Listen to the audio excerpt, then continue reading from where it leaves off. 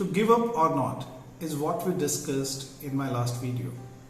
And today I am pleased to present two gentlemen who in their lives had to make these decisions.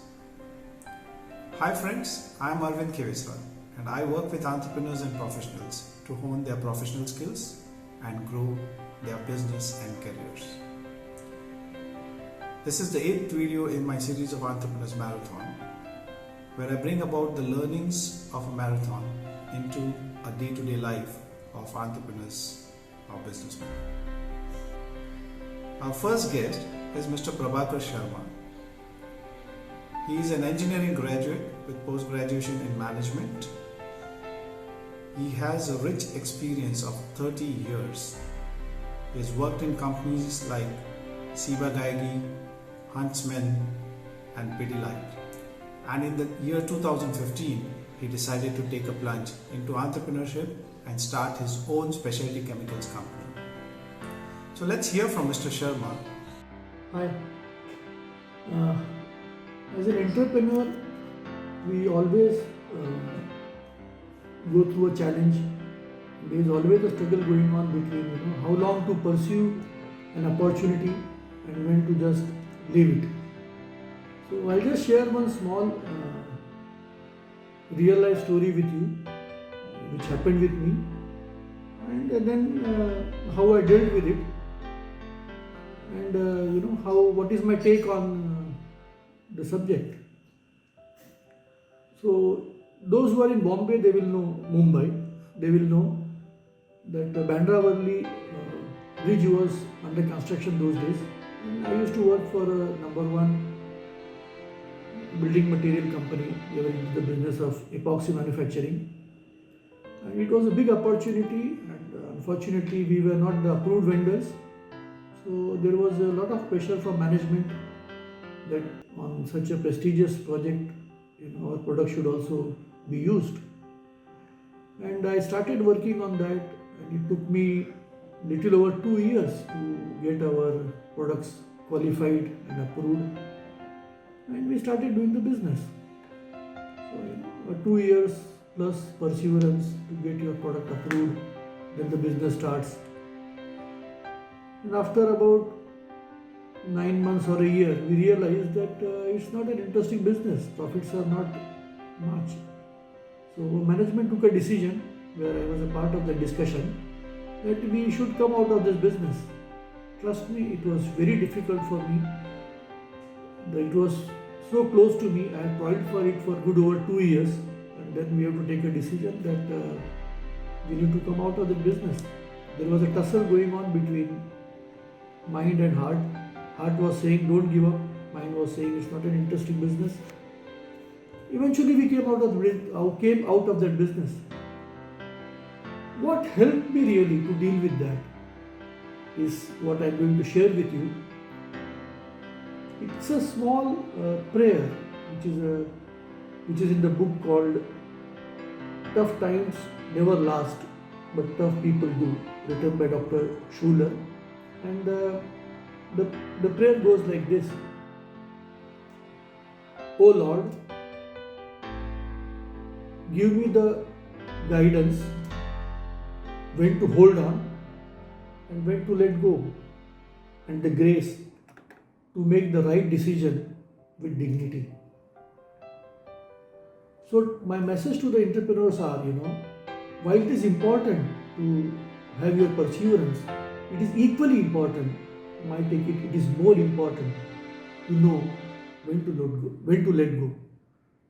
If you can strike that balance, that will be the most interesting thing. So for me, Dr. Schuller's quote was the backbone which helped me come out of this, and even today I practice the same. Thank you. Interesting story, isn't it?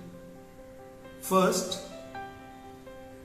persistence to achieve something that you want, and then having achieved it, deciding to give it up because it did not make sense.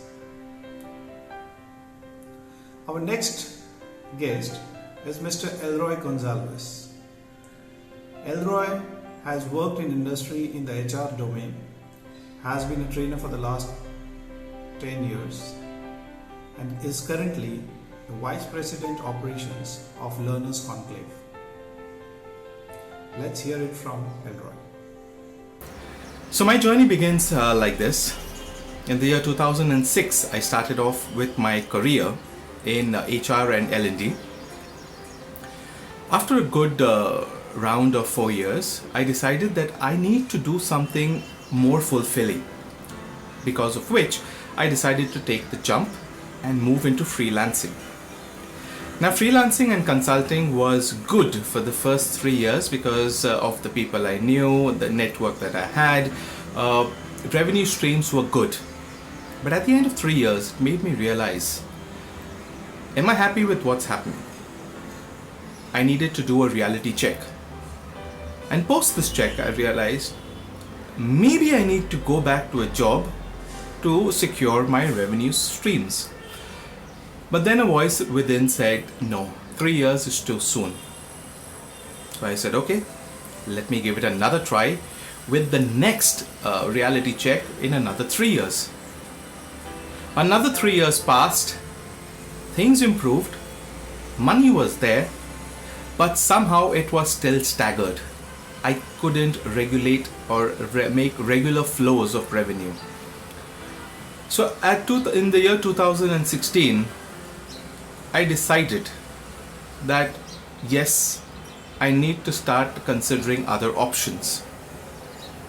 In 2017, I had my first child, and that's when it reinforced my thinking that I can no longer play around. It's not about me, it's not about my spouse anymore, but there's also a child.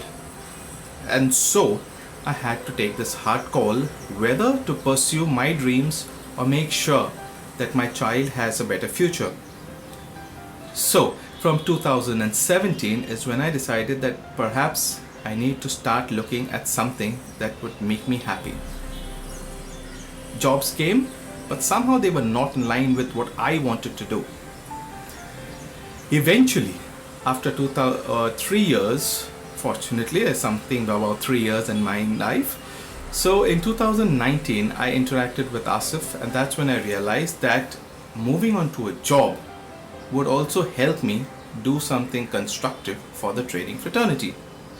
And so I took the calculated jump and went back into a job because, one, it's not that I moved out from my original goal, but I only made sure that I went parallel so that I could still move closer towards my job, towards my goal, and at the same time do things that I enjoy. Life is always going to throw these challenges in front of us. How we deal with them is what makes all the difference. At times, you will have to persist. You will have to endure through the tough times to make it. And at times, you may have to take a conscious decision to give it up because it no longer makes sense. If you can relate to these stories, please share your story in the comments below. Thank you very much for watching this video, and if you enjoyed this story, please like and share it with your friends, and don't forget to subscribe our channel and click on that notification bell. See you again on next Friday. Thank you.